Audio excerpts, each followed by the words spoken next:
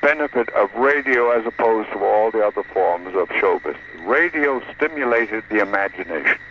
When you had a mystery show on radio and that creaking door opened, the people listening, their hair literally stood on end, and you looked over your shoulder, you really shivered a little bit because each person listening imagined the most horrible thing that they could think of that would show up when the door opened. On television, you open the door and there's some idiot standing there, or there's somebody with a wild makeup on and fangs hanging out and all sorts of wild-looking eyes.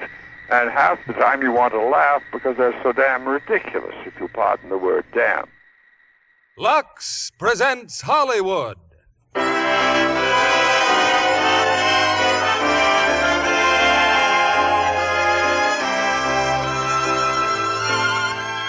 Lever Brothers Company, the makers of Lux Toilet Soap, bring you the Lux Radio Theater, starring Lucille Ball and Mark Stevens in The Dark Corner.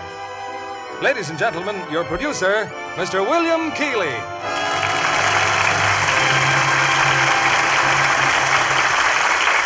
Greetings from Hollywood, ladies and gentlemen. The other day at the studio, Fred Colmar, prominent 20th Century Fox producer... In November of 1947, the Lux Radio Theater was the CBS Monday night centerpiece for an evening of audience domination, with a rating of 31.2. Lucille Ball. Little did he dream... On November 10th, Lucille Ball guest starred in a condensation of The Dark Corner. His production, and our play tonight, The Dark Corner, thereby vindicating his judgment. Co-starred with Miss Ball is another player who's risen rapidly to well-deserved eminence on the screen, Mark Stevens. Both superbly cast, I think you'll agree, in a hard-hitting melodrama of murder, mystery, and romance. And that reminds me of another mystery story, one concerning Lux Toilet Soap.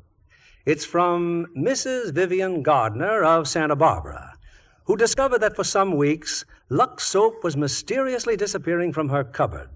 After competent detective work, she finally traced it to her teenage daughter. That young lady said, "Why, Mother, I thought you knew. I just took the soap to put in my bureau as sachets because I just love the Lux Toilet Soap fragrance."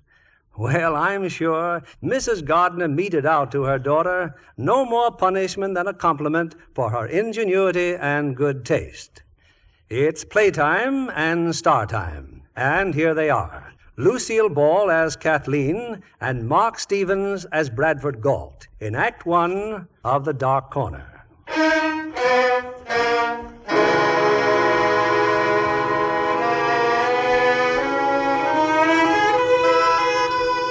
New York City, a sultry summer afternoon. In an old-fashioned office building, Detective Lieutenant Reeves is making a routine visit. Good afternoon. Good afternoon. It says on the door, Bradford Galt, private investigator. You're his secretary? Yes, may I help you? Lieutenant Reeves, Police Department. Oh. Yes, you can help me.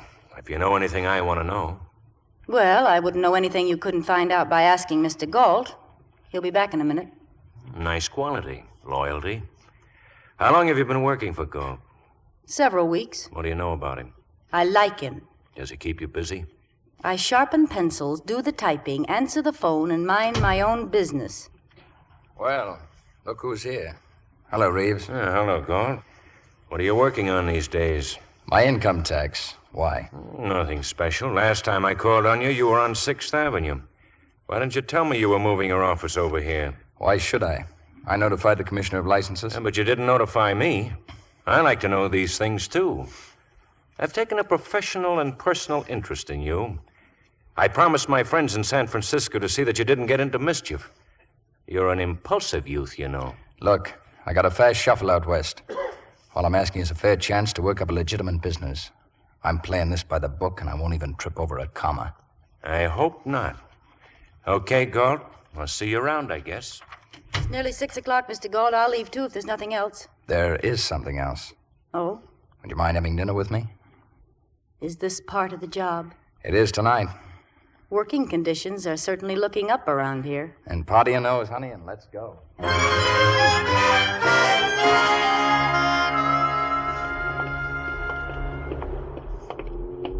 Oh, dinner was lovely, Mr. Galt. Thank you. You're welcome. Say, how'd you like to go dancing? We got some great playgrounds up around 52nd Street. Among them, your apartment. Oh, well, that's just a coincidence. I haven't worked for you very long, but I know when you're pitching a curve at me, and I always carry a catcher's mitt. No offense. The guy's got to try, doesn't he? Not in my league, Mr. Galt. In my league, we play for keeps, said she with a smile. Oh, well, maybe I ought to fire you then. Before you do, I ought to tell you something. We're being followed. I know. Guy in a white suit, about 5'10", brown hair, sports shoes. I've never been followed before. Hey, that's a terrible reflection on American manhood. He's been tailing us since we left the office. Why? I don't know. Maybe he likes your big blue eyes. Do we just keep walking? No. There's a cab at the corner. Take it. Go around the block, then park across from our office. Wait there till he comes out. And you? I'll invite the white suit up to the office for choir practice. After he sings, you follow him. Let me know where he goes. Okay, but what have you been doing lately? What do you think I've been doing? Well, I think you could have been doing a lot of things. Because you're stubborn and impulsive and you think you're tough. You've got some blind spots, too. Yeah? Name one. Sentiment about women, for instance. You're afraid of emotion. You keep your heart in a steel safe. I suppose you're the blowtorch type. I can be warm. Oh, good. Here's the cab. Be careful, Brad. I'll see you later.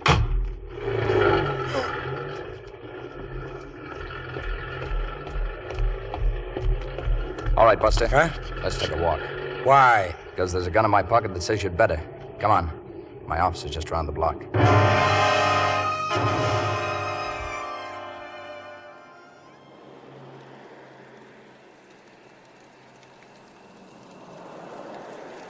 In late fall, with Lucy appearing in Dream Girl in Detroit, Desi left his band in Wisconsin for a surprise one-night reunion. He was to charter a flight to catch up.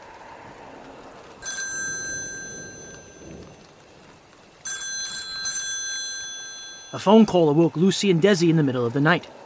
The bus was in an accident, although no one was killed. The spot on the bus with the most damage was where Desi normally sat. The couple took it as a serious omen to spend more time together. After Lux went off the air, My Friend Irma signed on at 10 p.m. By February of 1948, the new hit comedy had a rating of 28.3. Now more than ever, William Paley wanted Lucille Ball for a new CBS series. She said yes. In the meantime, on April 28th, Lucy guest starred on The Jimmy Durante Show. Good health to all from Rexall.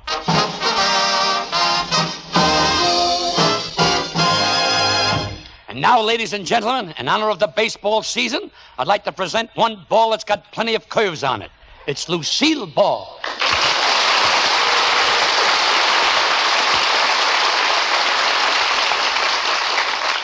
Thanks for the pretty words, Jimmy. You deserve them. Ah, Lucille, it's good to observe your pulchritudinousness again. Your lovely face, your form divine, and your hair that's out of this world. Oh, Jimmy, it's good to see you again, too. Your stalwart, manly physique, your finely chiseled face, and your hair. Yes, go on. Get some more hair, and I'll finish the line. Wait a minute. There's not much there, but every strand has a muscle. But now, let's digress to a more fruitful topic. I hear you're starring in in a new Paramount picture called Sorrowful Jones. Oh, yes, Jimmy, and it's a wonderful story. What fun it is working with Bob Hope. Bob Hope? My nemesis. Don't mention that name to me. He's my only competition in the nose business. Oh, Jimmy, don't worry about him. When it comes to noses, he's a retailer. You're a wholesaler. Touche, Lucille, touche. And for your information, touche and touche is forche. Brilliant. I did it by arithmetic. Brilliant. Listen, Jimmy, let's get down to the purpose of my visit here today. I heard that you were running for office, and I've got a plan that's bound to get you elected. You've got to come out solidly in favor of women managing industry. Women managing industry? Why, it's ridiculously. They'll never show up at the office. What do you mean? Well, when a woman gets up in the morning, she puts on cold cream, vanishing cream, foundation cream, cucumber cream, and milkweed cream. Well, a woman has to use cream to look good when she goes to work. How can she go to work? She's got to keep her head in the icebox all day to keep her face from curdling. No, Lucille. Woman's place is in the home. Oh, not anymore. Why, I bet if women were given half a chance, they'd completely take over industry and the men could take care of the house. Let's look a few years into the future and see how it would work out.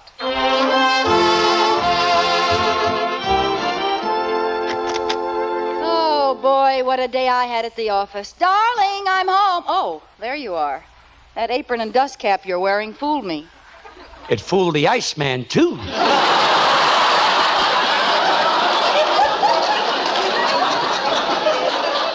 He melted down 50 pounds before he discovered his error. Tell me, dear, how did things go today down at the office? Oh, terrible. I've got a new secretary, and is he dumb? He fell off my lap 3 times. I knew it. My mother told me you turned fickle as soon as I developed middle-age spread. I know I'm just a drudge. Well, you don't have to be. I told you to get a man in to do the housework. How can I when you only give me $30 a week to run the house? Look at Mr. Brown upstairs. His wife gives him $40 a week. Oh, Mr. Brown. I'd give him 40 myself.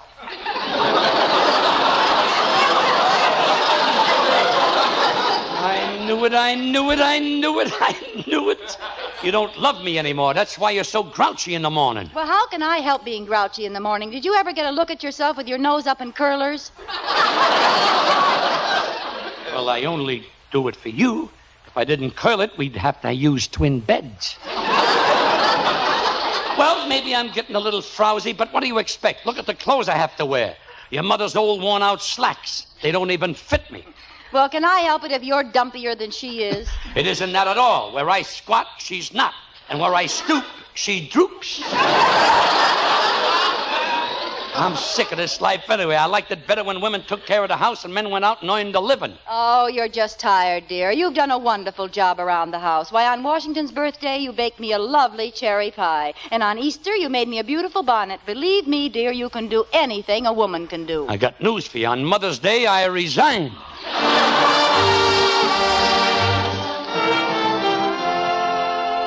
You see, Lucille, it just wouldn't work out. All right, Jimmy, I thought you made a wonderful housewife. You can't get away from it, Lucille. Females belong in the While home. Lucy fought a losing battle to convince CBS Brass to allow Desi to co-star in My Favorite Husband, an audition was recorded on July 5th, 1948, with Lee Bowman as George.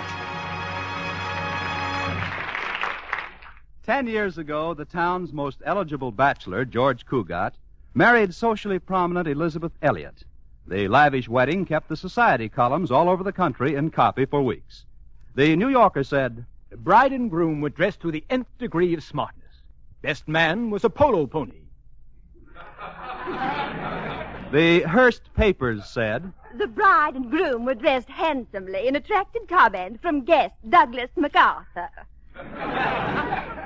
And the Reader's Digest said, The bride and groom were dressed.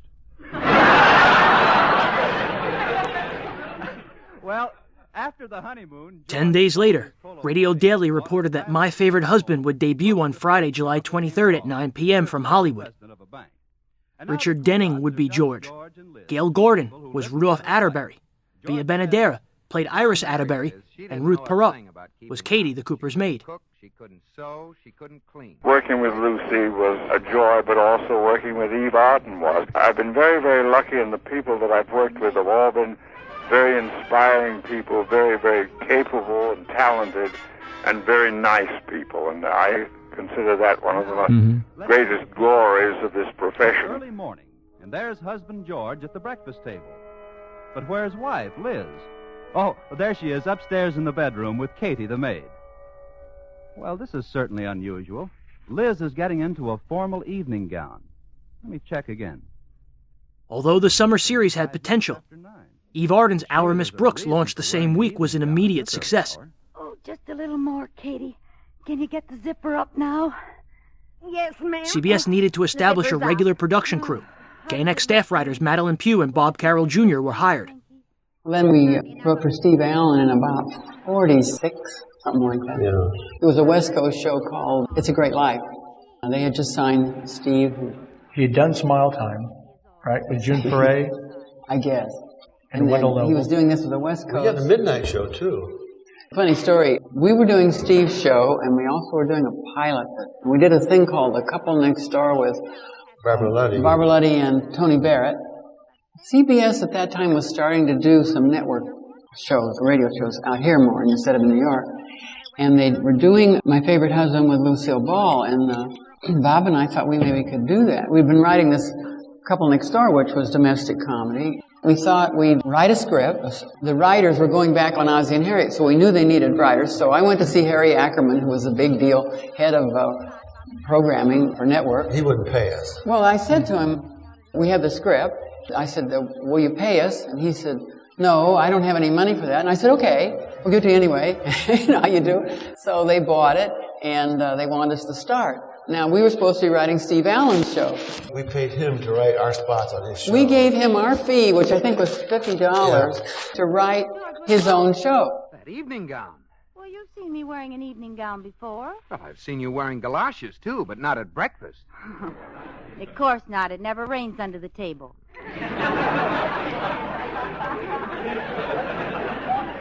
Darling, the reason I'm wearing this gown is because I'm going to have my portrait painted. On October 2nd, My Favorite Husband moved to Saturday nights at 7 p.m., and Jess Oppenheimer was brought in to lead. It was kind of a shambles because one of the staff guys was running it, a director, and Gordon Hughes. He wasn't a writer, and so everybody is off in different directions doing different scripts and viewpoints, and it wasn't sponsored yet, but they were trying to get a sponsor, so... And Lucy was kind of skittery about it because she'd not done radio. No, she didn't. She wasn't too sure about the whole thing, and so they brought in Jess Oppenheimer, who...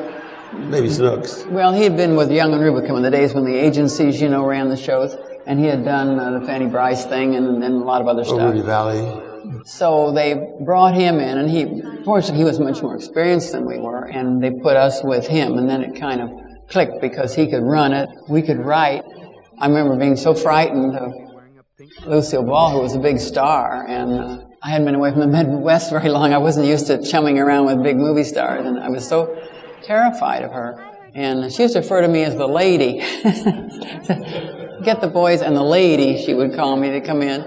Later on, we had dinner with her at the Beachcombers, and she confessed that in motion pictures, you're not supposed to like your writers or even know them. They said they weren't supposed to go to dinner with your writers. That's why she was sort of aloof and kind of strange to it. Yeah, so she didn't show me this, and we said, we want to go to dinner and talk about, get to know you. And she said, I don't know. And she said, well, I didn't want to go because you're not supposed to be friendly with your writers. That shows what writers in movies used to put up with. Bachelor Deluxe, Damsel Delight, the kind of man you'd like to marry your sister.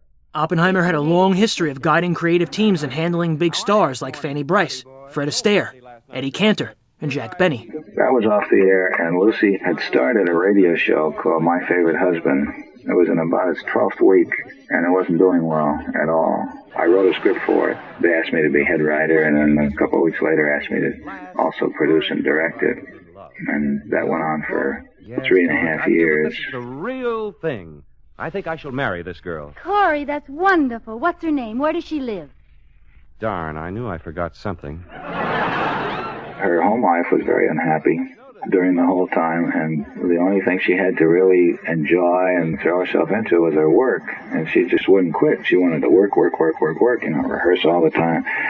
And although it may be a tragedy for the performer because she's escaping from an unhappy situation, it's wonderful for a producer because you get a polished performance that you don't get with lazy actors. Now, Lucy was never a problem to me. 12 feet tall. Really now, Corey, 12 feet tall. Maybe it is a slight exaggeration, but I understand that before he painted portraits, he used to paint rooftops. Without a ladder. While CBS sustained production costs, the show began to hit its stride. The Cougats became the Coopers, and they lived in a little white two-story house at 321 Bundy Lane, in the bustling little suburb of Sheridan Falls. Lucille Ball was the zany housewife. Richard Denning was the typical adult husband, forgetful, lovable, always stereotypically male. No, I left my watch home on my other wrist. Plots began to resemble ones that would happen a few years later on I Love Lucy, and the show was performed in front of a live audience. Let's introduce some more people. That voice you hear back there, the one in the middle, Curly,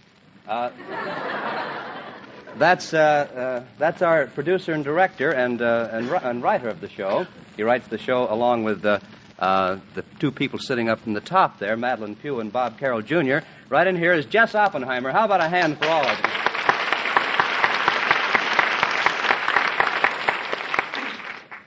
System at 50. This is CBS, the Columbia Broadcasting System. It's time for My Favorite Husband, starring Lucille Ball. Hello, everybody.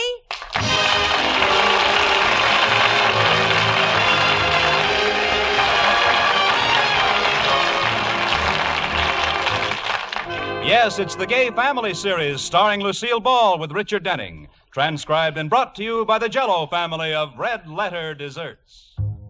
CBS pushed the series as part of its new package program initiative.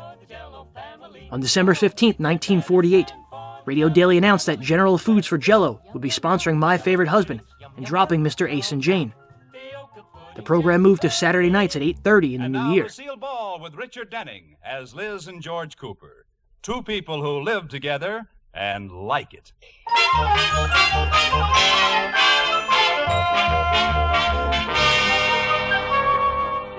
As we look in on the Coopers, it's morning, and we find Katie, the maid, in the kitchen. Liz Cooper is just coming into the room. Good morning, Katie. Good morning, Mrs. Cooper. Happy birthday to you. Happy birthday to you. Hold it, Katie. This is not my birthday. It isn't? No. Oh, dear, and I already put a candle in your grapefruit. Too bad.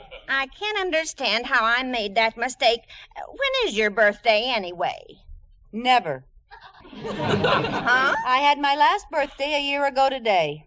Oh, you've reached that point, huh? It's awful. I never realized it, Katie. Today I'm 33. That's more than halfway to 35. I'm practically 40. I know. Well, if you aren't going to celebrate, I better not bake you cake. I should say not. I don't want anything to even remind me that it's my birthday. All right. What can I do about George? What do you mean? How can I possibly keep him from remembering it's my birthday? Well, just don't tell him. Katie, that's mean.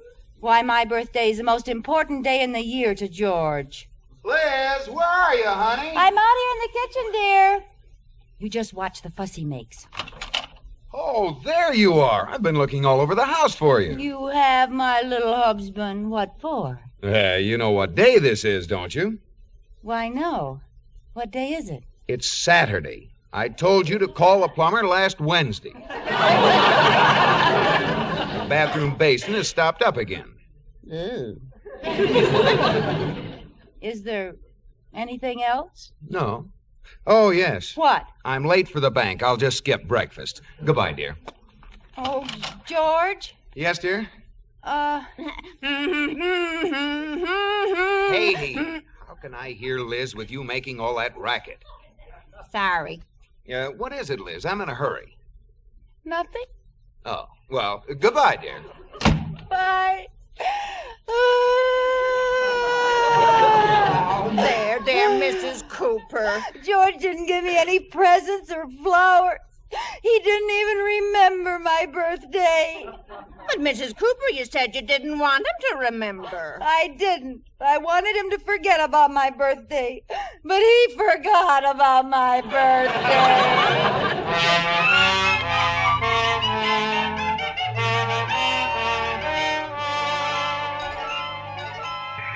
Lucille Ball is the kind of a performer who needs a lot of rehearsal.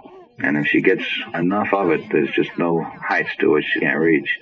But he would continually be leaving to go to a meeting or something. And many times, she'd say, well, we need the rehearsal. And Desi would say, well, we know the words. What are you talking about? And he never could quite understand what happened inside of Lucy. If you came to a rehearsal, first reading, you'd say, keep everybody but the redhead. She's terrible. Fire her. Lucy never seemed to know what she was reading the first time through. She was looking for meanings and not paying any attention to how it came out. And slowly, over the days of rehearsal, she would polish, and finally, if she got enough rehearsal, as I said before, she was just sensational. Now, how can I just hint at it? I know. I'll tell. Sheridan Falls First National Bank. Mr. Atterbury, please. One moment. Hello? Happy birthday to me. Happy birthday to me. Happy birthday to a close relative of your handsome blonde vice president. Happy birthday to me. Hello? Hello? I think we have a bad connection. Happy birthday to me. Happy birthday to I heard that. Good. Well, goodbye. There, that ought to do it.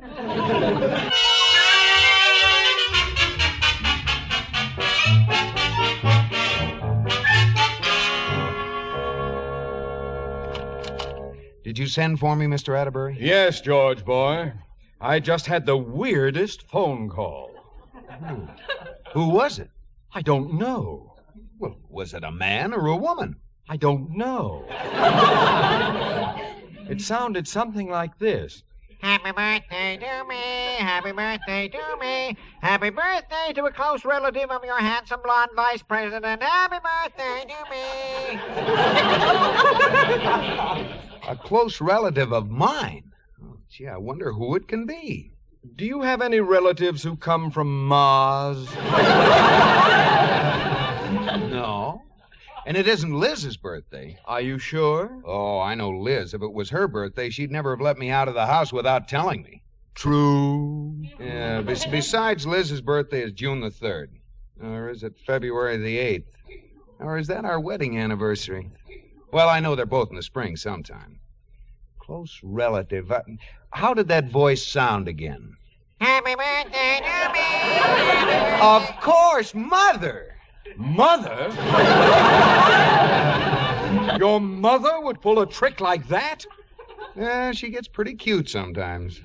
Oh, cute. Well, I'm glad she called. I'll have to run out and buy her something and arrange a little surprise party for her. Go ahead, boy. I'll be in Miller's department store if you want me.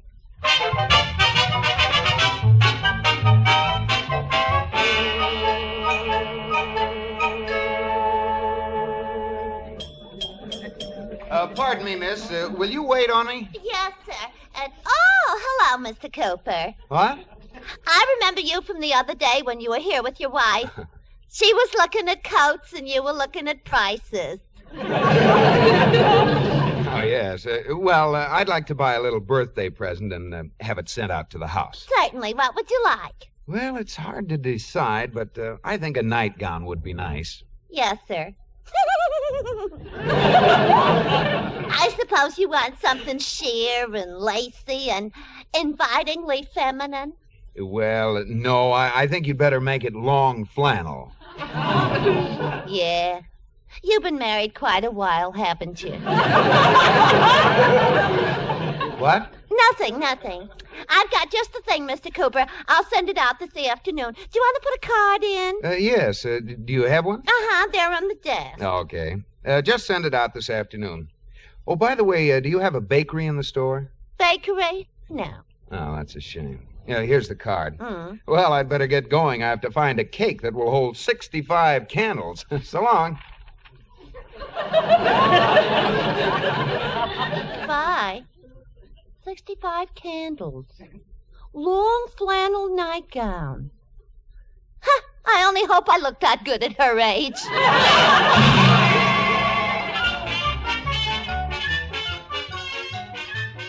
I did a radio show with her called My Favorite Husband. Now, you played her husband's boss then, right? Yes. Yes, girl, come in. What brings you to the bank? And that was also a bank president. Right. They got you close to the money, don't they? Didn't they?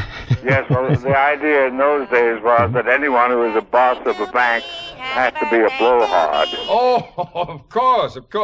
You called and I gave George the message, and he ran right out to buy some presents for you. Oh, Gad!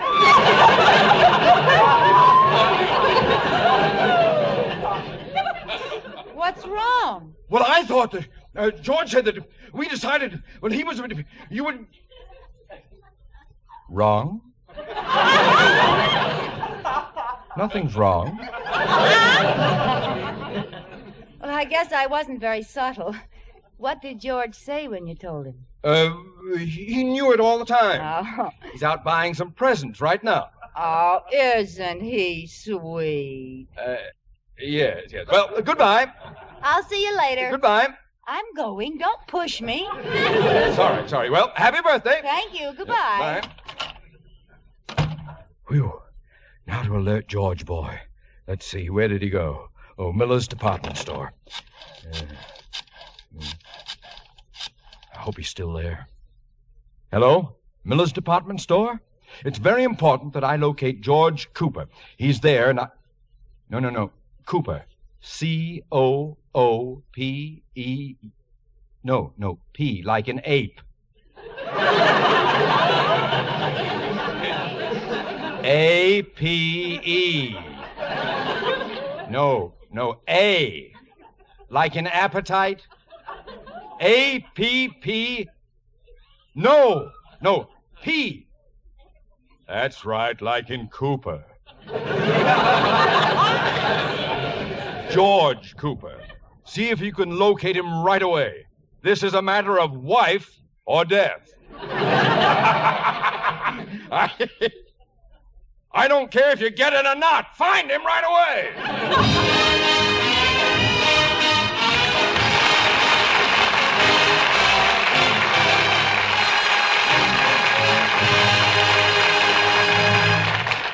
Well, it's to be hoped that something happens with real speed to save the day in the Cooper family. To be quite honest, the parts I did were because I was louder than anybody else in radio. I could scream louder than most people, and it doesn't take a lot of talent to be noisy and loud. But I had a good lung capacity, and I could be very loud, and that's what the producers would cast me for. We want someone loud and blow hard, and they said, well, get Gale Gordon. He's louder than anybody else, and so that gave me a great deal of work, which isn't artistic, but at least it's truthful, and it kept the wolf from the door.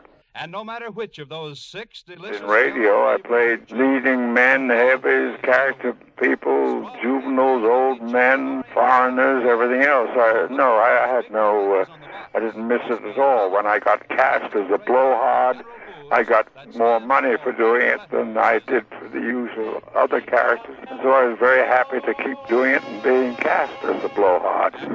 Lucille Ball in My Favorite Husband.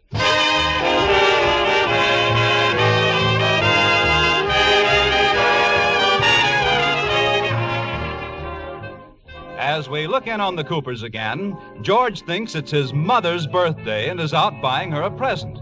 Mr. Atterbury has just found out it's Liz's birthday instead and is calling the department store, frantically trying to locate George. Hello? Hello? I'm waiting for Mr. Cooper. Who's this? Oh, Mr. Cooper's gone. Oh. I waited on him. Can I help you? No, I have to... Wait a minute. You waited on him? Uh-huh. He bought a gift. What was it? A long flannel nightgown. Oh, yeah! You said it, Buster. What? Sir. Have you sent that out yet? Oh, no, sir. We're just leaving. Good. Change it. Send, Oh, I wonder what Liz would like. You mean his wife? Yes. She was looking at a suede jacket she was just crazy about. Good. Change that nightgown to the suede jacket and send it out to Cooper's right away. Yes, sir, right away. Goodbye. Goodbye. Miss Perkins. Yes, sir? I'm going out. I have to find George Cooper. He thinks it's his mother's birthday, but it's his wife's. Oh,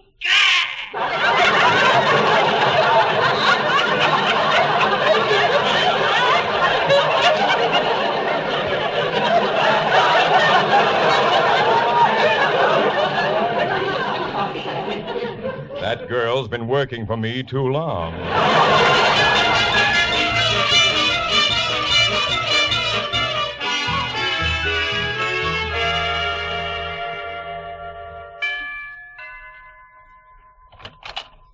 Thank you.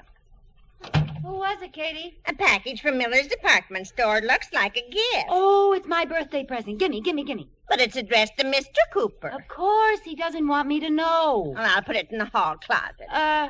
Let me see it. Do you think it's a dress? Are you going to open it? Of course not. I wouldn't do a thing like that. Oh, look, Katie, it's a suede jacket. Oh, I see. It's the very one I've been looking at. Oh, that darling, wonderful husband of mine. Oh, he certainly is thoughtful. Oh, Katie, do you need anything at the store? I just have to wear this someplace. How about a dozen eggs? No, we already have 2 dozen in the refrigerator. Well, I'll get you another dozen. I want to wear this jacket to the store. All right, I'll start getting dinner ready. Well, what are we having for dinner? The biggest omelet in the world. Well, I'll be back in a little while.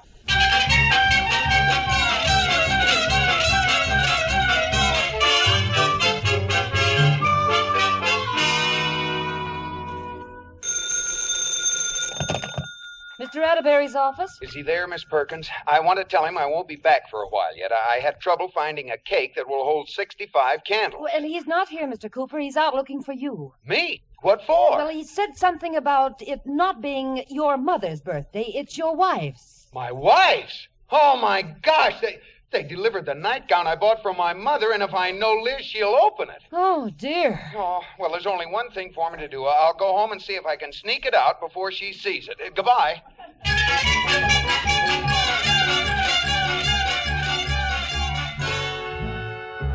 The only difficulty was determining who was going to be the boss of the show.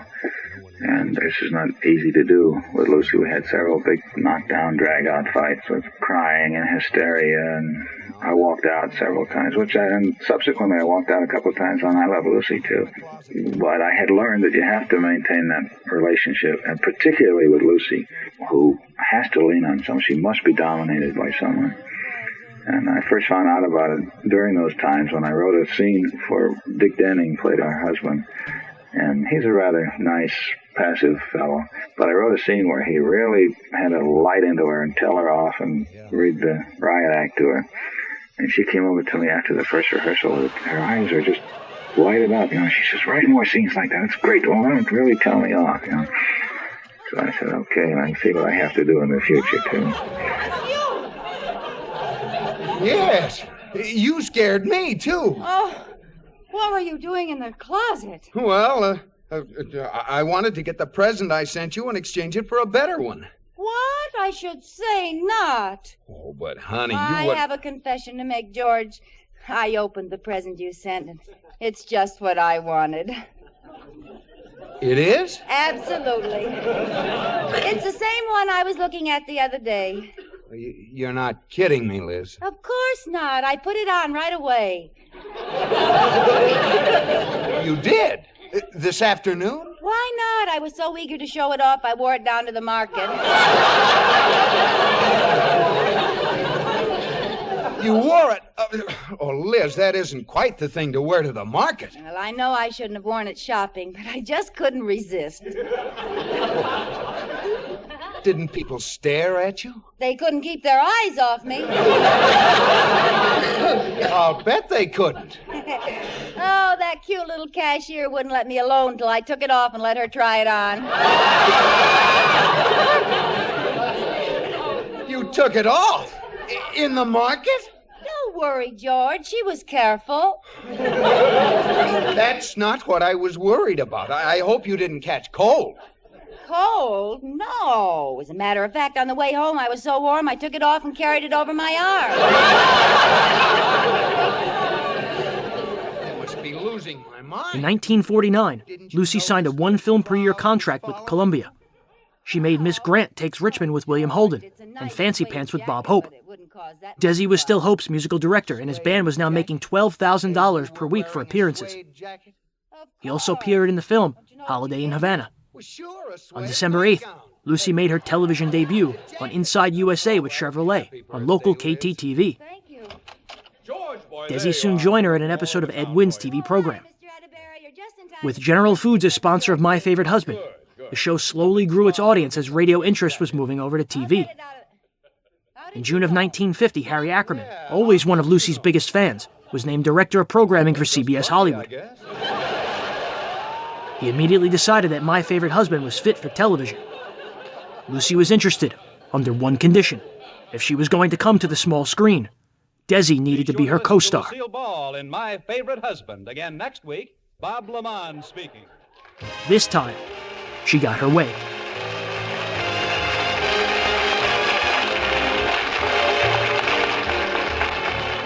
This is CBS, where you hear Lucille Ball and My Favorite Husband every Saturday on the Columbia Broadcasting System.